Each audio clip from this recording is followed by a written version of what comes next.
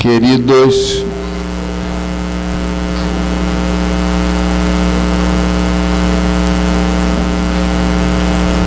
vamos orar.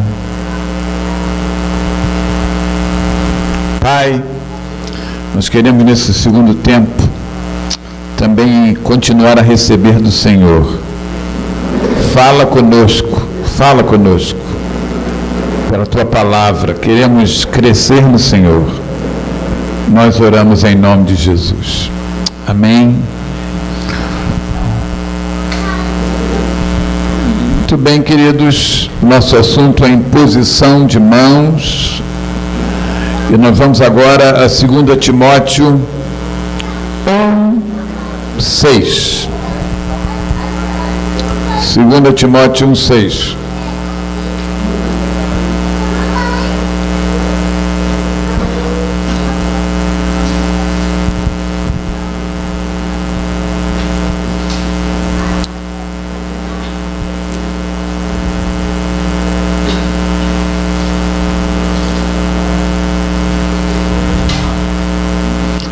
Timóteo 1:6.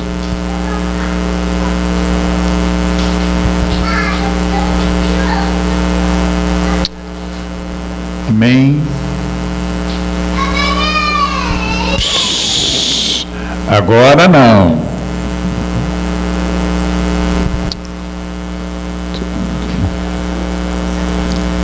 Vamos lá?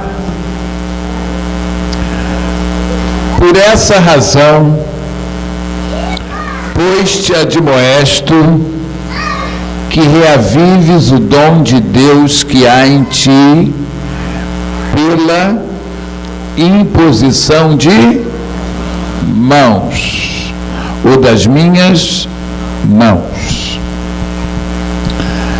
A primeira coisa que eu acho importante aqui nesse texto é que os dons de Deus precisam ser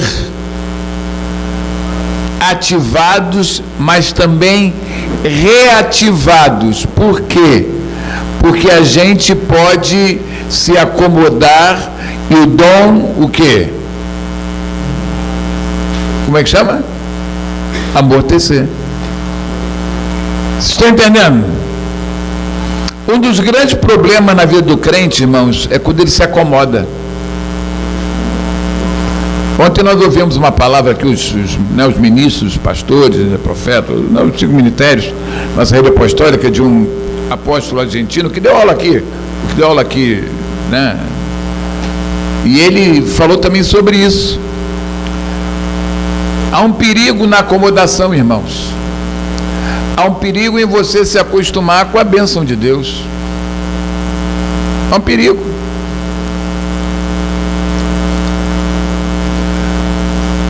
Aí vem a gente ouvir essa frase assim: ah, Deus me usava tanto. Que negócio é esse, gente? Que negócio é esse? Já ouviu essa frase? Assim, saudosista? Ah, Deus me usava tanto. Não ouviu? Aí falou aquela saudade. Gente, isso não pode acontecer na nossa vida. É de fé em fé e de glória em glória. É sempre avançando. É sempre indo para frente. A minha vida com Deus nunca pode ser a mesma coisa, porque é um somatório de fé em fé, é um somatório de glória em glória. E a Bíblia diz que o Senhor é aquele que nos conduz em triunfo. Quando? Sempre. Se é triunfo, é vitória, é o próximo passo, é a perspectiva de um futuro, com lutas, mas com a certeza de que eu estou crescendo em Cristo Jesus. Irmãos, por favor, estão entendendo? Nunca se acomode, não seja saudosista.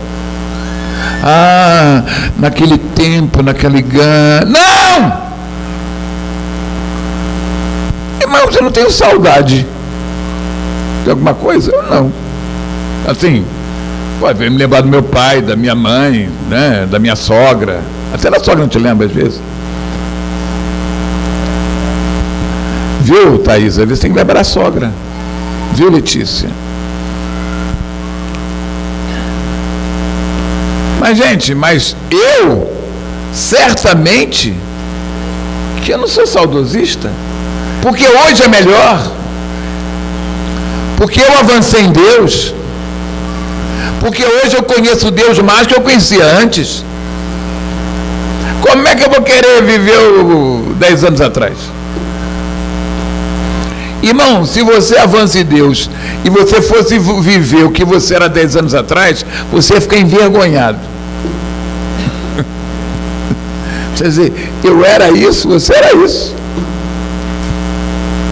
Mas quando você para, quando você estaciona, você pode ficar saudosista. Aquela reunião, aquele negócio, eu sentia, irmão, o Espírito Santo em você é para te levar para frente sempre. Amém. Agora é interessante, e aqui tem duas interpretações, eu não sei. Diz assim: por essa razão, pois te admoesto que reavives o dom de Deus que há em ti, pela imposição de minhas mãos. Primeira coisa, pode ser que esse dom tenha sido transmitido quando Paulo impôs as mãos em Timóteo. Mas também pode ser o quê? Que para reacender o dom, para reaquecer a vida com Deus, algumas vezes alguém vai impor as mãos em nós e algo vai acontecer.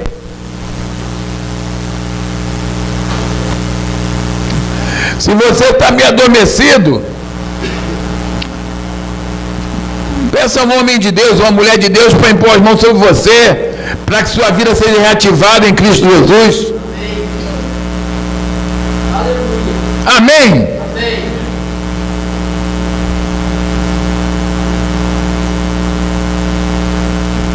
Estão entendendo? Deus quer reacender. Se apagou, Deus quer reacender. Deus não te quer parado.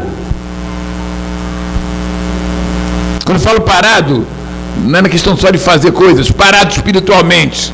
Você não pode ser, no final desse ano, a mesma pessoa que você é hoje. Se for algo errado em você.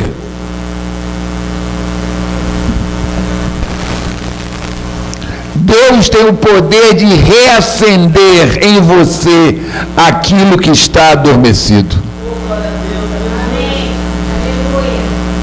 Deus tem o poder de reacender em você aquilo que está adormecido. Isso aqui é sério, gente. Por isso que Paulo diz: Timóteo, reativa, reanima, reaviva o dom que há em ti. Se Paulo fala isso é porque existe um perigo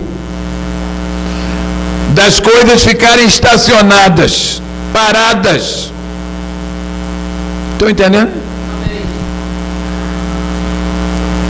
Você já foi melhor em Deus do que é hoje?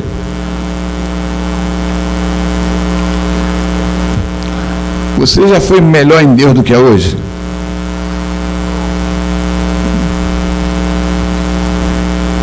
Eu não estou dizendo se você fazia mais coisas na igreja do que faz hoje. Eu estou perguntando, você é melhor, já foi melhor em Deus do que você é hoje? Essa pergunta é séria. Você conhece Deus mais do que conhecia antes?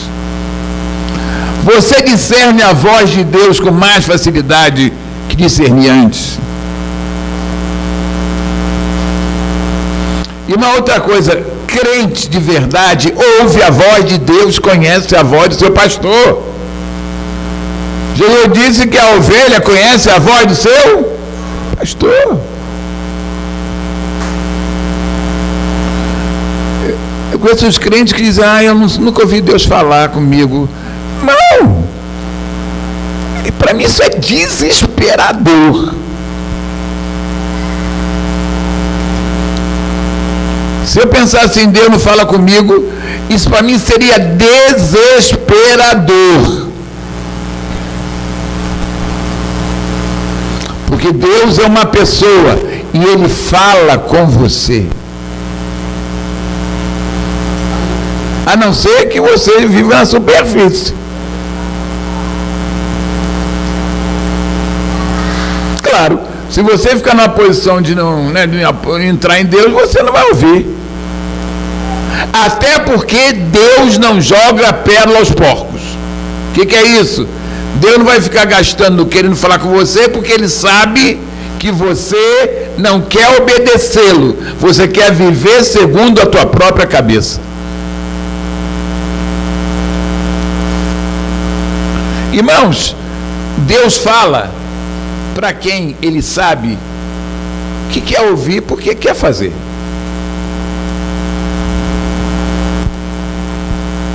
É igual, eu sou líder. Irmão, se o cara não quer, ele pode assistir o culto, mas eu não, irmão, não é que eu não dou bola no sentido, eu oro até para que ele mude, mas eu ficar no pé dele, eu não, irmão. Eu não. Gaste tempo com quem quer. Ou então gaste tempo com quem Deus manda você gastar, apesar de parecer que não vale a pena. Pode acontecer isso. Eu falo assim, gasta tempo, você não viu o que eu vou fazer na vida dele, sei lá. Mas, gente, tem horas que você vai deixar de lado. Não gasta tempo, energia com quem não quer.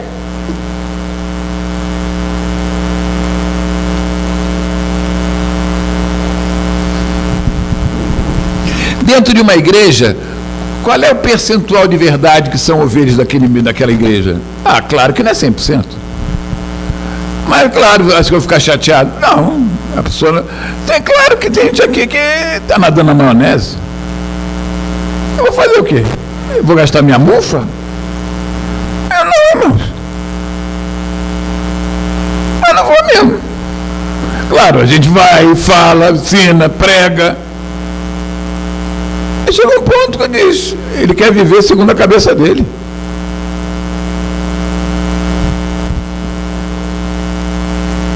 Não gaste tempo com quem não quer. Repito, a não ser que Deus fale com você. Aí vá ter as últimas consequências. Quando eu falo isso, não deixa de orar. Não deixa de crer, não deixa de interceder. Aquela ovelha, né, das 100 ovelhas, né, daquela parábola, né? Por que o pastor pegou a ovelha? Porque ela ficou o quê? O quê? Ela ficou o quê? Ferida e presa. Ela fugiu, mas por que o pastor pegou ela? Porque ela ficou presa.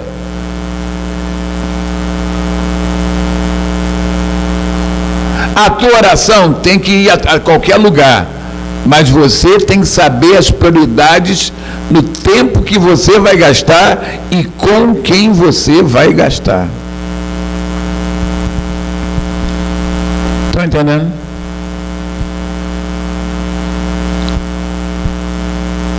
Essa palavra é ruim? Não sei. Mas é séria.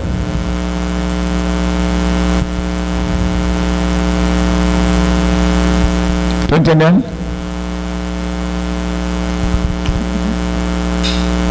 Tem gente que quer viver a vida dela, ou quer ver a superficialidade na igreja, deixa.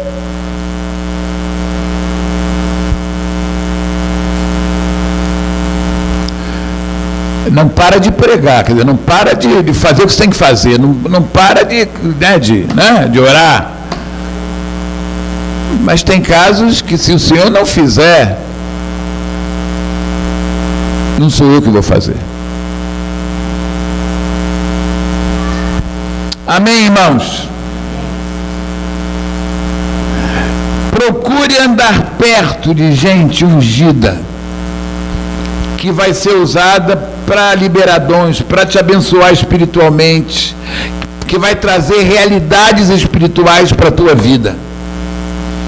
Ande com gente que vai somar espiritualmente na tua vida.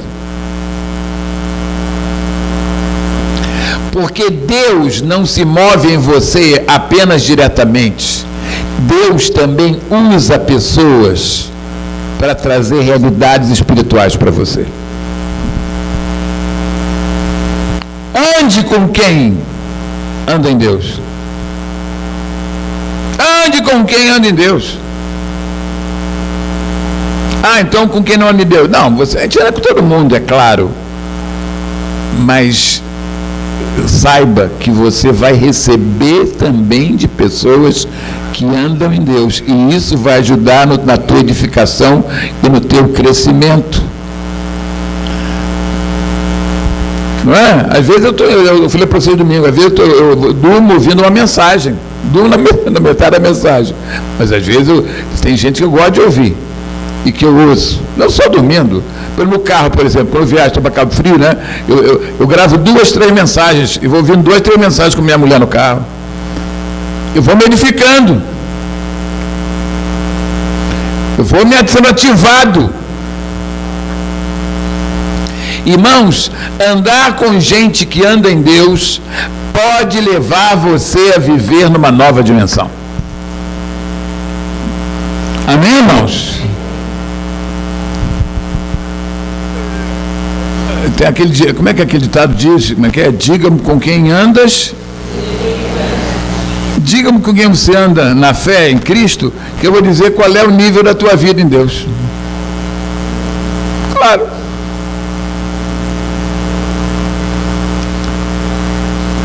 Se o cara gasta muito tempo com alguém que tem pouco a dar na vida espiritual dele, ele vai ser um crente limitadinho, gente.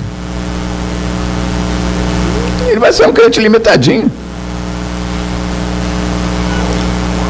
Na verdade, essa coisa da imposição de mãos, a gente está vendo que existem transmissões, né? Existem transmissões espirituais, de unção, de coisas espirituais. É claro, para eu receber, eu preciso estar com gente o quê? Que anda nessa dimensão de Deus.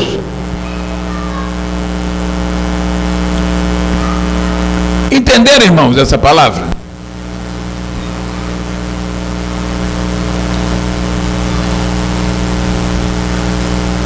Entenderam? Irmãos, a gente anda com todo mundo. Ouça essa frase. A gente anda com todo mundo, mas a gente não recebe de todo mundo.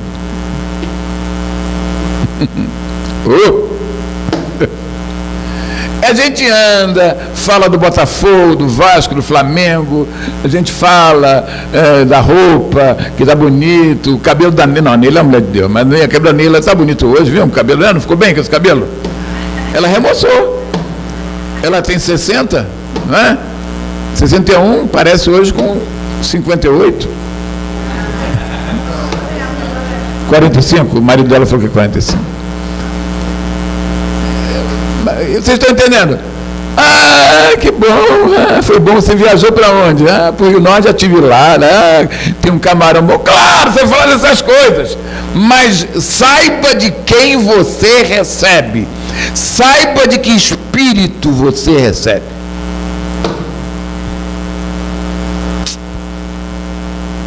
E isso é muito sério.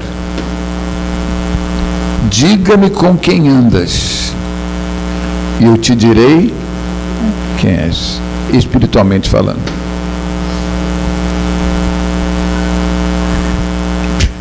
Sério isso aqui, né?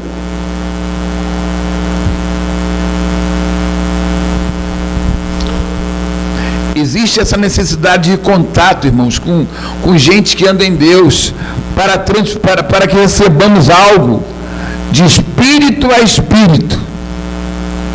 De espírito a espírito. Mas vamos a outro texto, irmãos. Atos 19, 11 e 12. Atos 19, 11 e 12. Aleluia.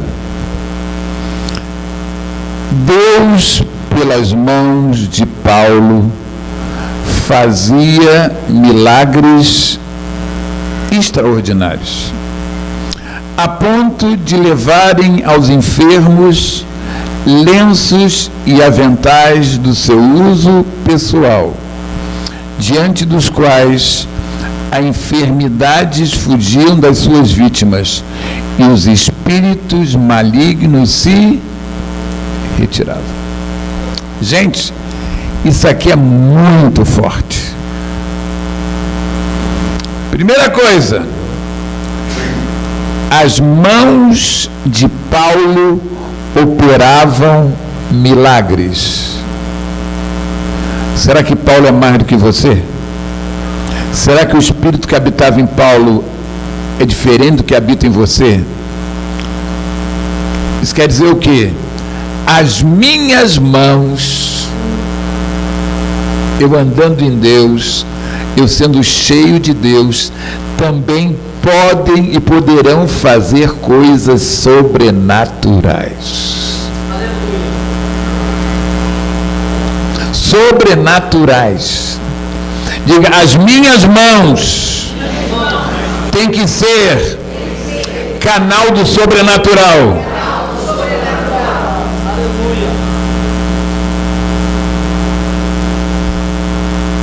Segunda coisa, o negócio era tão tremendo que lenços e aventais que Paulo, tocava, não é?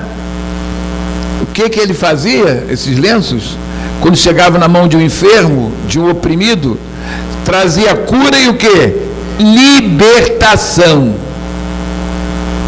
Irmãos, imaginem a gente chegar nesse nível. A gente chegar nesse nível. Mas talvez, sabe qual é o problema? A gente não treina isso. A gente é muito racional. A gente é muito religioso. Ou então a gente fica criticando, põe a mão na televisão, irmãos. A grande questão é se aquilo é uma direção de Deus, mas Deus pode fazer aquilo, trazer algo sobrenatural. E por que não? É bíblico.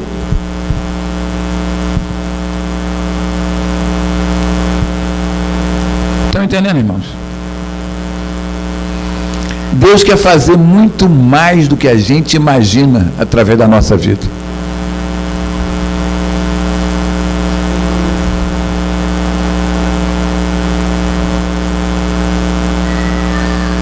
A unção era transferida a panos que curavam enfermos e libertavam oprimidos, endemoniados.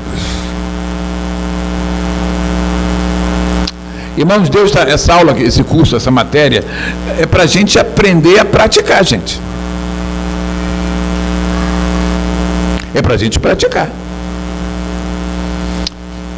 Eu diria, primeiro para a gente se abrir para algo talvez que a gente não desse muita bola, porque certamente a doutrina de imposição de mãos não era conhecida, não era vivida, não é conhecida, não é vivida pela Igreja de Jesus. Estão entendendo? Estão entendendo, irmãos? O negócio é tão sério. Abra aí em Hebreus 6, 1 e 2. Hebreus 6, 1 e 2. Irmãos, presta atenção nisso aqui. Por isso, pondo de parte os princípios elementares da doutrina de Cristo, deixemo-nos levar para o que é perfeito, não lançando de novo. Agora ele vai relacionar princípios elementares da doutrina de Cristo. Ele vai relacionar o beabá da doutrina de Cristo. Vamos lá? Primeiro, a base de quê? Arrependimento de obras mortas. Arrependimento. Diga arrependimento. Segundo, fé em Deus. Terceiro, ensino de batismos. Logo, não tem só batismo na água, tem batismo no Espírito Santo, batismo em Cristo, batismo no Espírito Santo, né? Os batismos. Quarto, o quê? Imposição de mãos. Quinto, ressurreição dos mortos. Sexto, juízo eterno. Alô? Entre as doutrinas elementares que a igreja primitiva sabia como um beabá, uma das doutrinas elementares é imposição de mãos. Se você disser assim, irmão, me dá 6 doutrinas fundamentais do cristianismo, eu duvido, se você não fosse na palavra aqui, que você ia dizer imposição de mãos. Duvido. É verdade?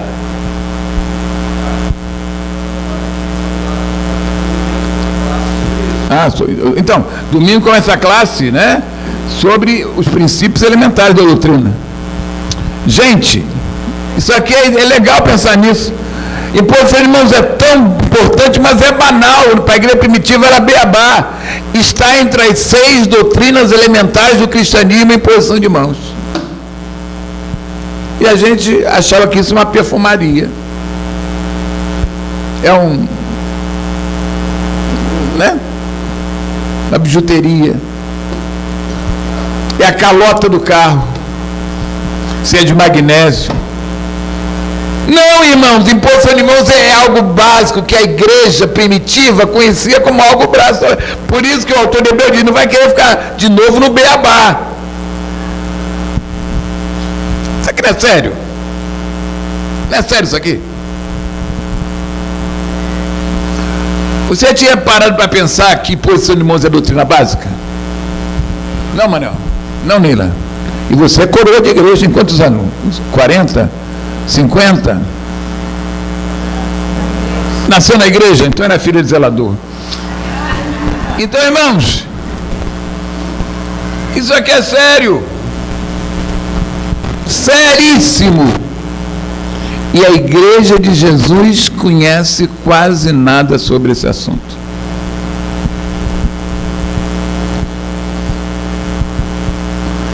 Essa coisa, né, da unção transmitida, né? Até por coisas. Olha, Atos 5, 15 e 16. Atos 5, 15 e 16.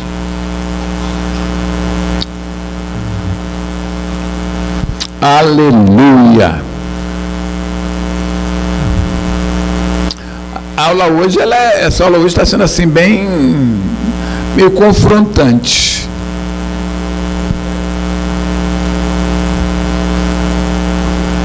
Vamos lá. A ponto de levarem os enfermos até pelas ruas. Isso aqui é uma realidade da igreja primitiva, irmãos. E os colocarem sobre leitos e macas. Então pegavam os doentes, colocavam em cama, sei lá, maca, né, na rua. Para que, ao passar Pedro, ao menos a sua sombra projetasse em alguns deles. Afluía também muita gente das cidades vizinhas a Jerusalém, levando o quê? Doentes e atormentados de espíritos imundos. E quantos? Diga todos. Diga todos. Eram curados.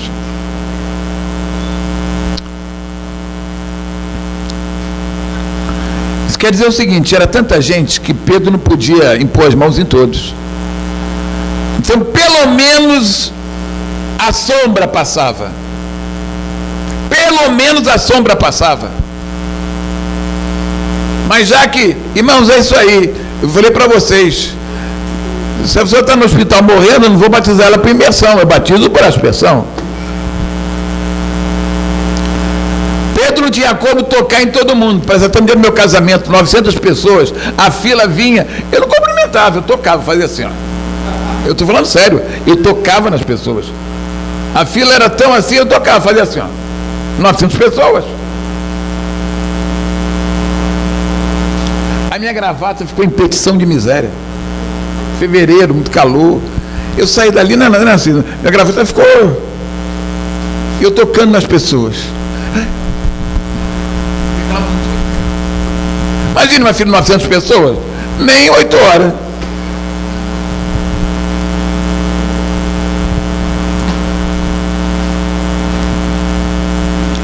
Então, irmãos, como é que Pedro ia tocar naquele povo todo? Aí Deus deu uma solução. Pelo menos, não quer dizer que era só a sombra. Ó, a gente tem que ler o texto. O texto está dizendo que foi a sombra de Pedro. Quer dizer que pelo menos a sombra passava. Claro que alguns ele tocou. Mas pelo menos...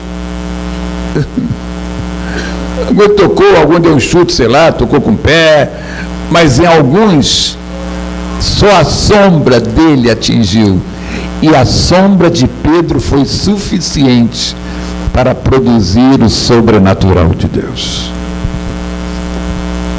Isso aqui é forte, gente.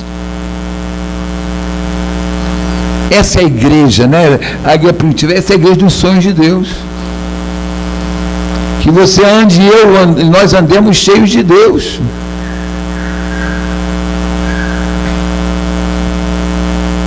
Agora tem o oposto. Olha que coisa interessante. Judas, só tem um capítulo 1, 23.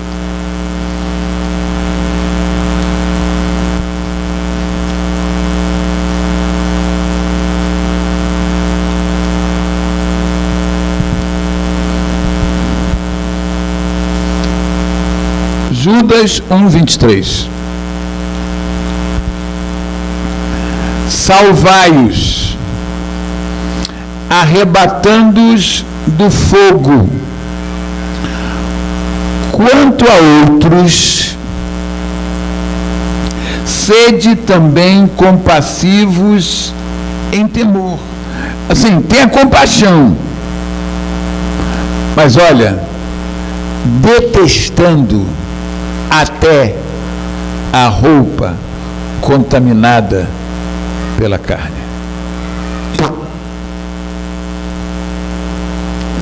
Vamos parar aqui. No caso de Paulo, o lenço, né, avental, sei lá o que fazia? Curava, quer dizer, era instrumento do Espírito. Mas aqui fala de pano, que é instrumento da carne. E o texto diz aqui que eu tenho que até o quê? Detestar. Isso quer dizer, irmãos, que a gente tem que discernir. Tem coisas que a gente não tem que pegar daquela pessoa que viveu de uma forma errada para dar para outro. Está entendendo? O texto diz que em alguns casos eu tenho que detestar a roupa que vestiu alguém que viveu profundamente sendo usado pelo diabo. E se Judas manda dizer para eu detestar a carne, é para eu usar a roupa? É para eu usar? É para eu dar para minha sogra? Para queimar, jogar fora. Claro, irmãos, isso com discernimento, com equilíbrio. Eu não quero criar agora uma doutrina, então todo não crente tem que jogar roupa fora, não é isso que eu estou dizendo. Mas em alguns casos, há uma indignação do Espírito que vai me fazer jogar fora aquela roupa que foi contaminada na prática do pecado. Alô? Isso não é sério? Sem coisa, roupa, colar.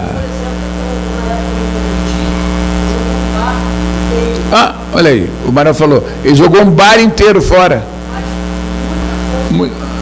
Bebida cara. Dá, é verdade. Ah, dá a bebida para alguém, ele vai ser útil para ele. Gente, como é que eu vou dar bebida para o cara embebedar? Vocês estão estão entendendo? O Manuel Vomolo falar isso aqui. Sei lá, dá uma coisa que não tem nada a ver, porque você agora se converteu, então vai dar... Ou então, uma coisa indecente, uma bermudinha que mostra a bunda aqui em cima, tu vai dar para alguém depois você se converter porque não vai usar? Tu vai querer que a tua irmã use aquilo? Hoje o Espírito também indica, não sou eu não, estou tranquilo. Eu estou falando hoje duro, não está falando duro hoje? Imagina aqui no bazar da igreja uma bermudinha mostrando a bunda. Pode?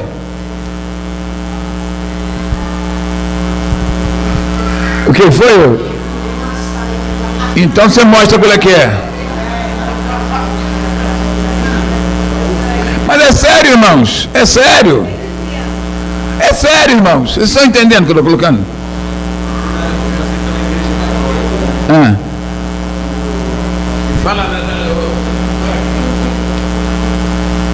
Quando eu passei da...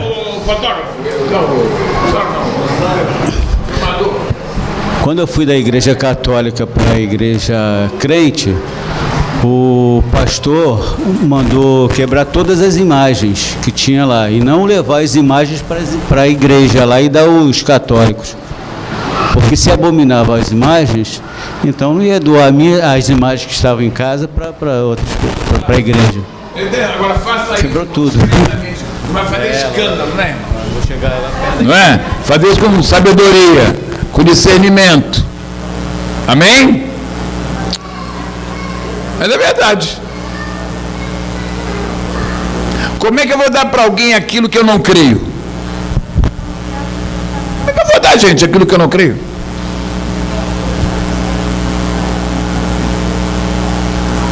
Estão entendendo, irmãos? Como é que eu vou dar para alguém aquilo que não tem nada a ver comigo, espiritualmente falando?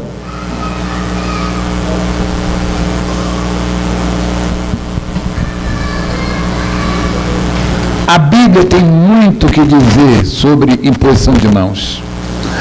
Agora, é muito interessante que alguns cristãos, já falei isso, eles ficam espantados quando a gente começa a falar nesse assunto. Por exemplo, a questão de Hebreu, né, esse texto das doutrinas elementares. Talvez você nunca tenha pensado nesse texto. Que uma doutrina tão fundamental quanto fé em Deus é imposição de mãos. Como juízo eterno é imposição de mãos. Arrependimento, imposição de mãos. Ressurreição de morte, imposição de mãos. Amém?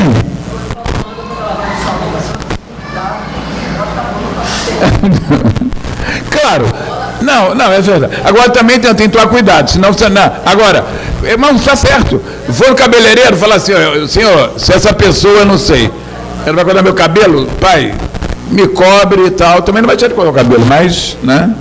Não é?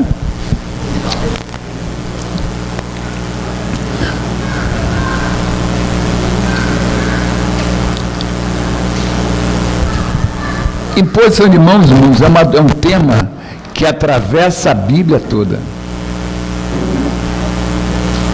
Nós vimos textos no Velho Testamento e no Novo Testamento. Há uma transmissão de fé através da imposição de mãos também. É interessante, vamos lá em Atos 6, 1 a 7, que é um texto bem conhecido. Atos 6, de 1 a 7. Vocês estão entendendo essa palavra, irmãos? Estão entendendo mesmo? Tá entendendo?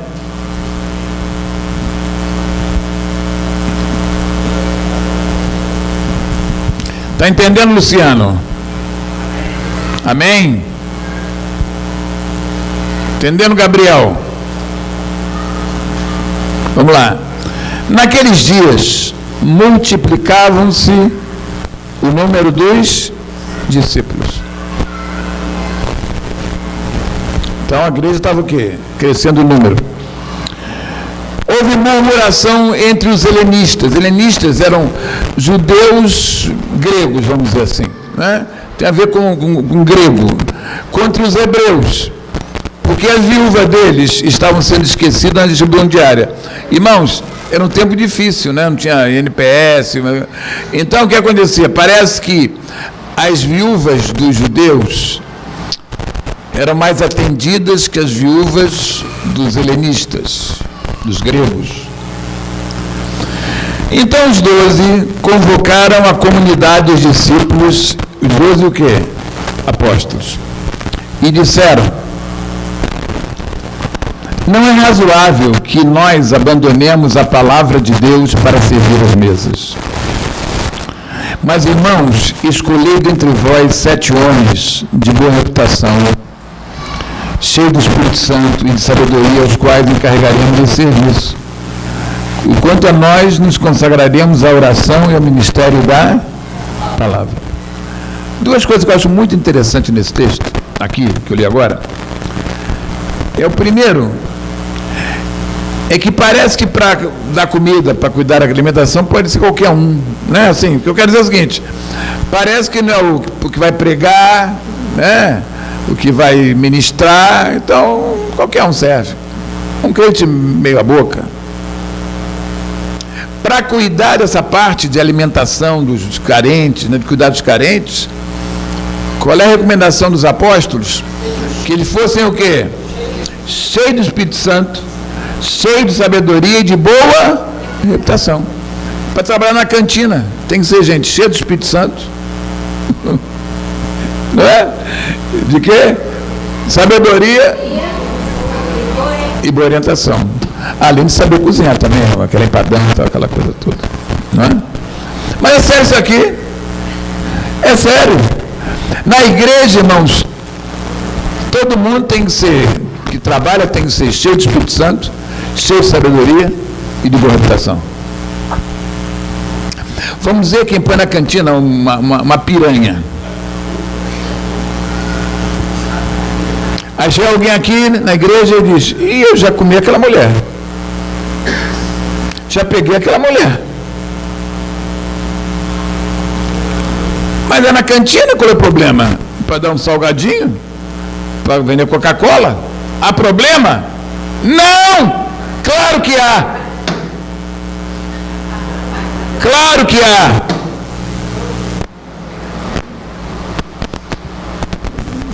Vocês estão entendendo isso aqui? Na igreja, a obra do Senhor é para a gente cheia do Espírito Santo, tem sabedoria de Deus e boa reputação.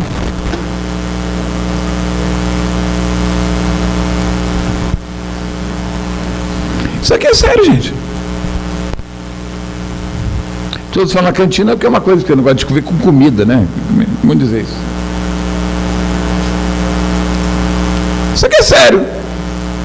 Ah, não, que o líder louvor tem que ter ungido. O que toca, qualquer um toca, qualquer um pode ser. Toca só, vai sair som.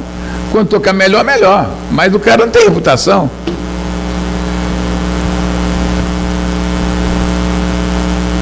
Vocês estão entendendo? Quantas histórias já ouvi? Ah, na igreja que o cara saía do culto do louvor para o motel, com a namorada, com não sei com quem. Essa história eu já ouvi várias vezes. Várias vezes. Várias vezes. Gente, por quê? O cara toca.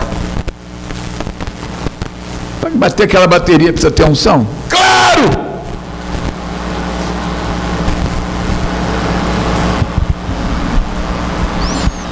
O cara que fica aí tem que ter. Igreja é lugar sério, irmãos. Igreja é lugar sério. Igreja é lugar sério.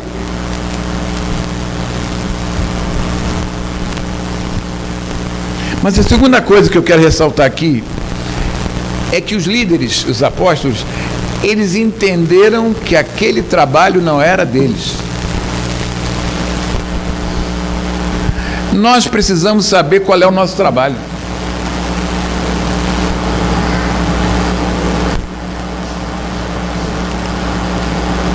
Irmãos, o meu trabalho primeiro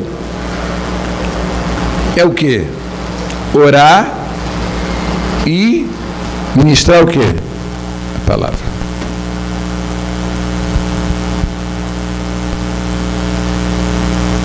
O meu trabalho primeiro, irmãos, não é visitar. É até bom fazer visitinha de vez em quando. Gabinete, eu gosto muito, é um gabinetezinho assim, aquela história enrolada, você sabe disso, aquela história. Eu amo aquele gabinete, aquela história, aquela coisa. Quando o cara fala assim, isso eu nunca falei para ninguém. Eu falei, tá bom, irmão. Mas, gente, o meu primeiro trabalho aqui, o meu trabalho que você vê. Na vez você me vê orando em língua, então você vê a minha linguinha rodando, você vê até que eu oro em língua. Mas o meu primeiro trabalho não é um trabalho que você vê.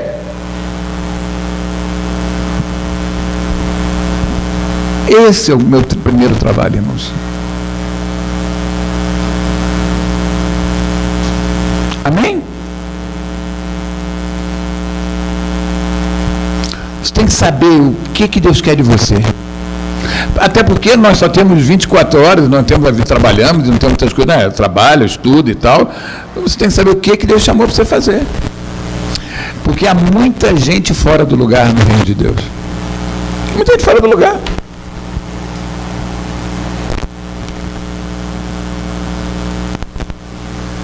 Se o teu trabalho é fazer empadão, faça um empadão debaixo da unção. Até rimou. Estão entendendo? Meu trabalho, vamos botar comida, é fornecer coisa, é fazer coisa lá na barraquinha do açaí lá da... A Lindaura grudou ali, eu gosto de ver a Lindaura lá, levou a sério o negócio do açaí. Eu estou feliz de ver a Lindaura ali, né? Não é verdade? Irmãos, o que Deus chamou para você fazer? O que? Claro, tem hora que você faz outras coisas, mas especialmente aquele que traz a visão de Deus, ele tem que ter tempo com quem? Com Deus. Nós viemos de um tempo, né, de igreja, né, pessoal mais antigo ali, o Paulo e tal. O pastor era aquele que era cobrado para fazer viagem. Quem não visitava, né? Tinha que visitar todo mundo, né? E tinha que segunda-feira estar na casa de todo mundo que não foi na igreja. Irmãos, tudo bem, não estou criticando o irmão fazer isso. Eu estou dizendo que o trabalho primeiro dele é oração e palavra. Irmãos, quando eu leio algo na Bíblia que pula no meu coração, eu ganho o dia. E eu creio que meu nível de palavra está avançando. Por quê? Porque eu sou maravilhoso? Não! Porque eu tenho dado tempo à oração e à palavra. Amém? Isso aqui é importante, irmãos. Amém. Agora, vamos continuar no texto? Verso de número 5, né? O parecer agradou a toda a comunidade e elegeram Estevão. Irmãos, imagine, parece até um desperdício, né? Estevão, um mártir, o homem cheio do Espírito, o homem que foi referencial, morreu logo, mas esse homem abalou. Ele foi cuidar de comida para o pobre, para a viúva. Alguém pode pensar, poxa, que desperdício, né? Isso é a nossa visão desse tamanho. Não é? Filipe, olha Filipe aqui, Prócoro, Nicanor, Timão, deve ser o Corinthians, né? Esse aqui deve ser o Corinthians, né? Timão, né? Não é verdade?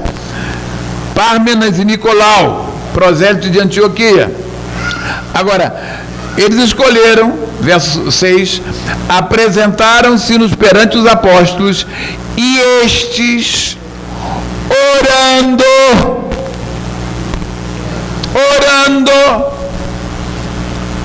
lhes impuseram o quê? As mãos. Orando, lhes gera mais mãos. Crescia a palavra de Deus em Jerusalém, se multiplicava o número dos discípulos e também muitíssimos sacerdotes obedeciam à fé. Irmãos, quando eu li isso aqui, lendo isso aqui, eu fico pensando assim, eu acho que, viu, Nancy, apóstola, nós temos que rever isso, na questão de comissionamento de algo na casa de Deus. Pode ser da cantina, pode ser de, sei lá de quê.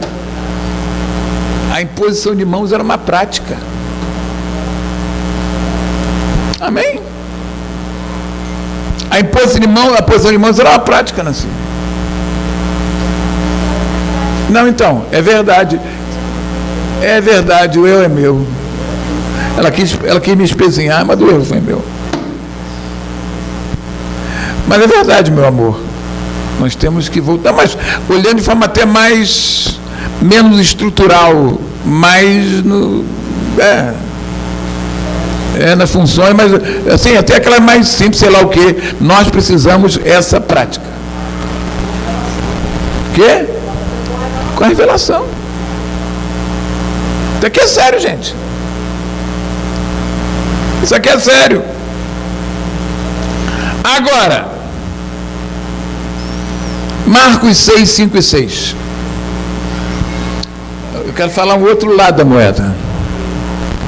Marcos 6, 5 e 6. Diz assim, olha que texto sério. Não pôde Jesus num lugar ali, onde que é aqui mesmo? Onde que é o lugar aqui? Cafarnaum, né? Cafarnaum, né? Nazaré. Não pôde ali em Nazaré Jesus fazer nenhum milagre, ouça bem, senão curar uns poucos enfermos, impondo-lhes as mãos. Admirou-se da incredulidade deles, contudo percorria as aldeias circunvizinhas a ensinar. Vamos parar aqui, isso aqui tem muita lição. Qual é a grande lição aqui? Impor mãos não é mágica no ambiente sem nível alto de fé. Então agora vou impor mão em tudo. Cuidado, para não virar uma sei lá o quê. Imposição de mãos está a reboque de um ambiente de fé. Porque senão a gente pode colocar a imposição de mão na frente da fé, à frente da revelação de Deus. Não! Cuidado! Irmãos, é um ambiente de fé. No ambiente de fé, o que acontece? Deus fala. E aonde Deus fala, você obedeça, e não for o caso, impõe as mãos que coisas vão acontecer. Mas é no ambiente de fé, irmãos. E nós sabemos por Judas que oração em línguas edifica a nossa fé. Edificando a vossa fé, orando no Espírito Santo.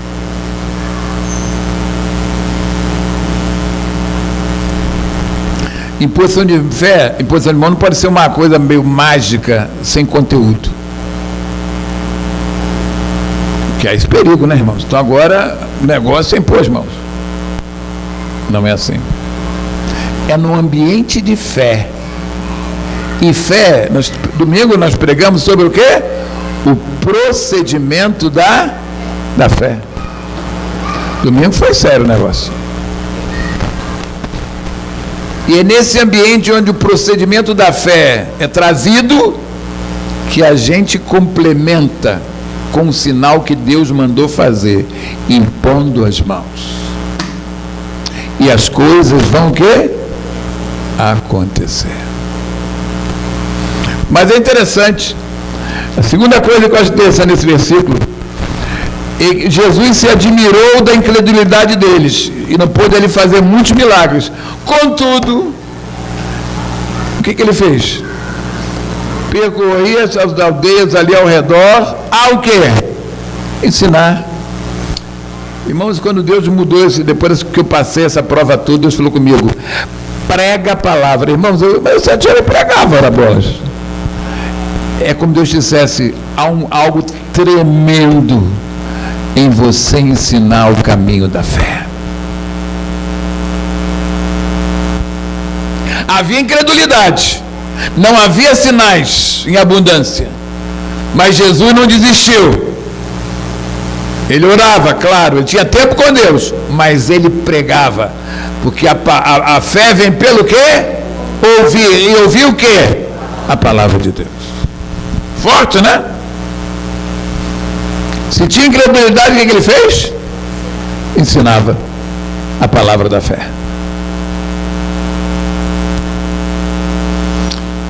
Às vezes você vai para um lugar, para uma igreja, sei lá, Deus te manda para um lugar que você começa a pregar, parece estar pregando para o vazio. Não para de falar. Não para. A palavra é o primeiro ponto para que o nível de fé aconteça. Mesmo que você sinta resistência espiritual, não pare de falar as grandezas de Deus, falar a palavra da fé. Bom, né? Vamos ficar de pé, gente? Estamos avançando, irmãos. Estamos avançando. Amém? Amém?